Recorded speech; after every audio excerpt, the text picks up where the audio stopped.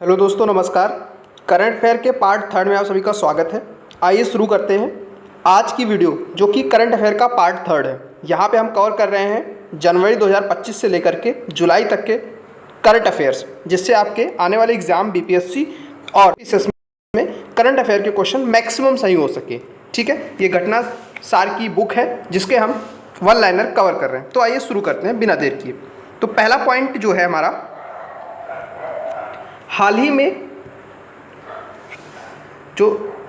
ही में किसने भारत के पहले स्वदेशी रूप से विकसित एआई आधारित मल्टी मॉडल लार्ज लैंग्वेज यानी कि एलएलएम, जिसका नाम है भारत जन, का उद्घाटन किया है या फिर लॉन्च किया? तो डॉक्टर जितेंद्र सिंह ने। ठीक है, ये नाम याद रखिएगा आप, डॉक्टर जितेंद्र सिंह ने इसको लॉन्च किया, भारत का एलएलएम जिसका नाम है भारत जन। उसके बाद 30 मई 2025 को जारी अधिसूचना के अनुसार किस राज्य सरकार ने तंबाकू उत्पाद खरीद की जो कानूनी उम्र है उसको बढ़ा के 18 से 21 वर्ष कर दी है? तो कर्नाटक के द्वारा ये प्रोग्रेसिव स्टेप लिया गया है। प्रधानमंत्री मोदी जी ने कहाँ पर 5 जून 2025 को एक पौधा लगाकर एक पेड़ माँ के नाम नामक इनिशिएटिव या फिर योजना शुरू की है? तो नई दिल्ली से उन्होंने ये कार्यक्रम शुरू किया है। दक्षिण एशिया की सबसे बड़ी बैटरी ऊर्जा भंडारण यानी कि BESS कहाँ पे लॉन्च की गई है? तो नई दिल्ली के अंदर। तमिलनाडु सरकार ने धनुषकोडी को जून 2025 में अभ्यारण्य घोषित करके किस प्रवासी पक्षी की प्रजाति को विशेष रूप से संरक्षित करने का प्रयास किया है? तो फ्लेमिंगो को। ठीक है, और किस सरकार ने किया है? तो तमिलनाडु की सरकार ने किया है। ठीक है, जून 2025 को थल सेना प्रमुख उपेंद्र द्विवेदी ने कहाँ पर सामुदायिक रेडियो स्टेशन इबेक्स तराना 88.4 FM का उद्घाटन किया है? तो ज्योतिर्मठ नामक स्थान उत्तराखंड में। ठीक है, मई 2025 में भारत सरकार ने पायलटों की ट्रेनिंग हेतु किस स्वदेशी इलेक्ट्रिकल एयरक्राफ्ट के निर्माण की घोषणा की है? तो उसका नाम है ई हंसा। ठीक है, ई हंसा। 27 मई 2025 को DRDO ने भारत में स्वदेशी क्वांटम अनुसंधान यानी कि इंडिजिनस क्वांटम रिसर्च को बहुत तेज करने के लिए, ठीक है, एक्सेलरेट करने के लिए कहाँ पर क्वांटम टेक्नोलॉजी रिसर्च सेंटर, ठीक है, QTRC की स्थापना करने की घोषणा की है? तो मेटकॉफ हाउस दिल्ली के अंदर।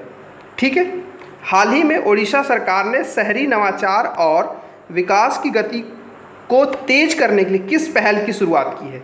तो अंकुर नामक पहल शुरू की है। कहाँ की सरकार ने? ओडिशा सरकार ने। क्यों की है?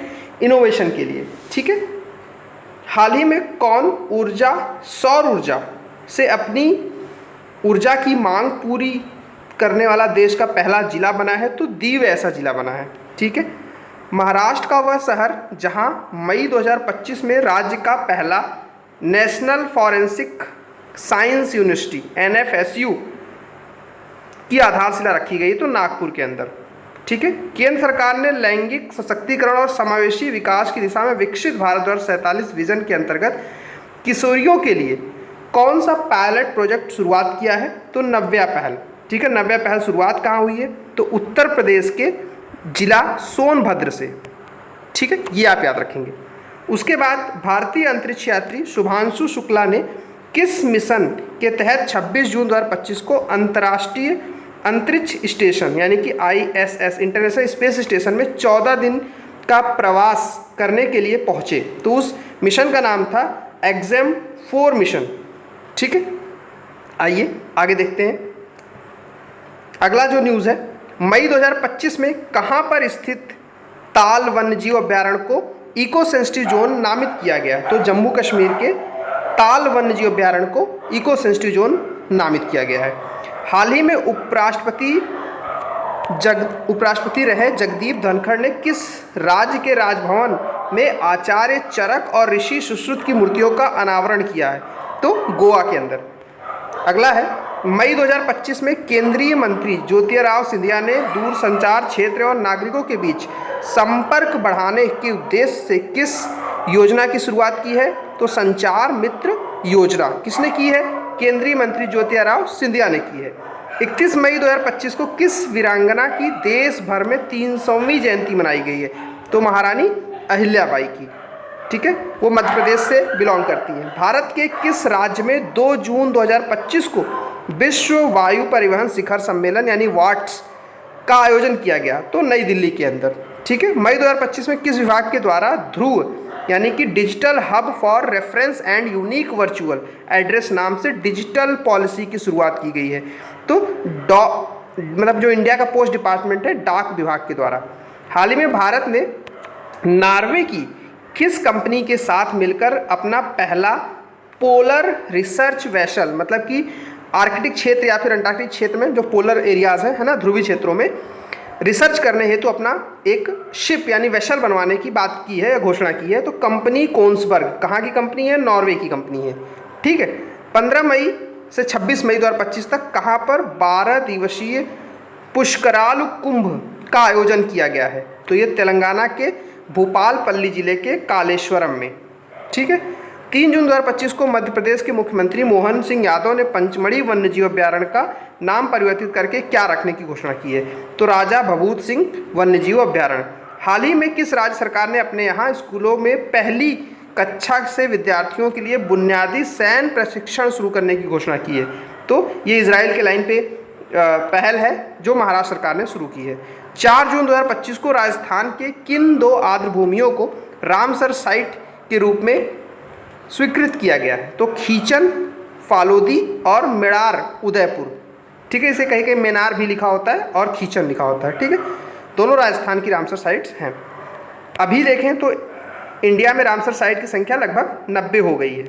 ठीक है, केर सांगरी कहाँ का लोकप्रिय व्यंजन है जिसे मई 2025 में भौगोलिक सांकेतिक संकेतक यानी जीआई टैग प्रदान किया गया है?